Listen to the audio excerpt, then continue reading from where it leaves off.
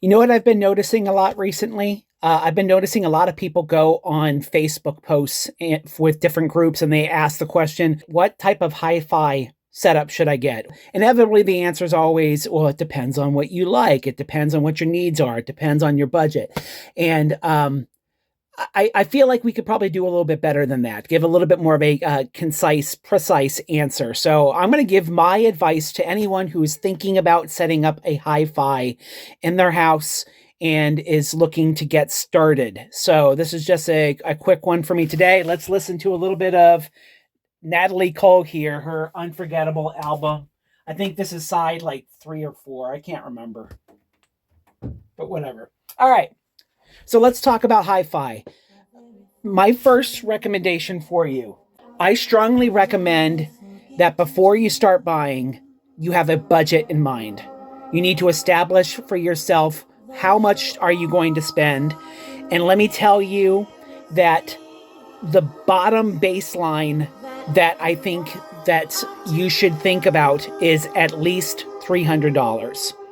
And I know for some people, they're like, $300? I can go to thrift stores and find better deals. Yeah, maybe. And hopefully you will. But I would anticipate that with the things I'm going to recommend for your setup and the types of things that I'm recommending, that $300 is kind of like your baseline. And quite honestly, if you can go a bit higher than that, do that. If you don't have a set budget in mind, let me tell you what you're going to do. And this is something I've learned, unfortunately, the hard way. You will go, ooh, this is cool. Ooh, this is cool. This is cool too. And you'll start buying things that don't necessarily work well together or don't necessarily meet a hi-fi type need.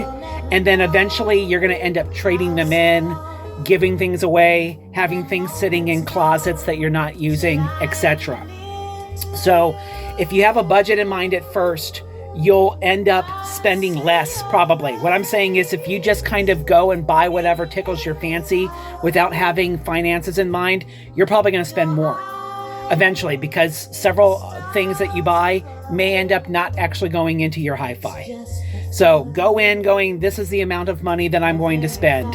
And I would say set that bar at least $300. Okay? These are the things that I think most hi-fis should have. And I will start amplifier. And I'm going to talk about this. I know some of you might go, well, what if I have an all-in-one type unit? Can I skip the amplifier? I still think you should have one. And I'll talk about that. Speakers. So you're going to need an amplifier. Speakers. Most people are going to need a record player if you want a hi-fi.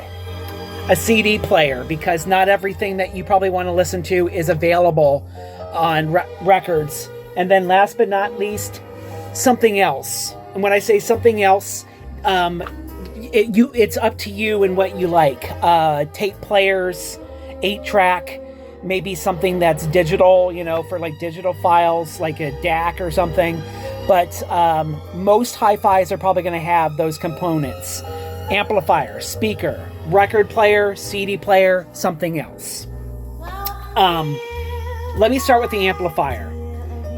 You may think that I'm going to get a all-in-one, like one of those CD players that also has a record player in it or something. The problem is with that is that most of the time those are meant to go into a predetermined speaker. And a lot of times the speakers aren't so good in it. Or one of the components in it is going to be too cheap. Like the record player, they might cheap out on, and most of the money went into the CD player, or vice versa. So I would strongly recommend not trying to do all-in-one type things. I would recommend trying to separate these components out if you want it to be decent quality all the way through. And an amplifier will allow you to have various inputs, and if in the future you decide to upgrade or change components, you can keep that amplifier.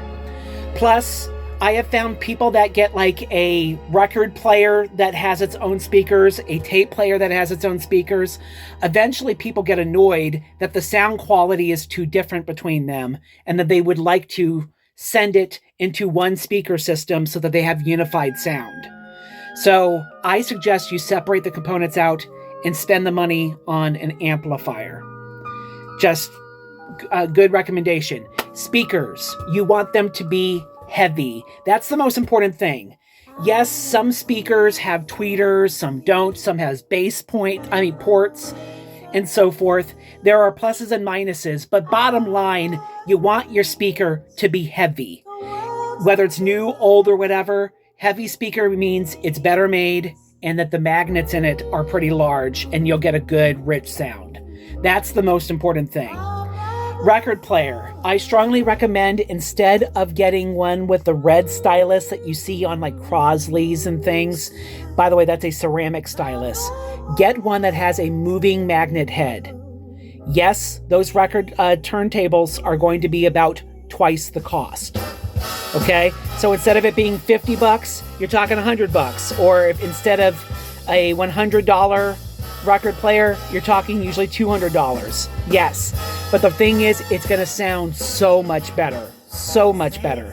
It's the difference between having like French toast, you know, just kind of normally that you make at home, and then going to a fancier place where they add some vanilla.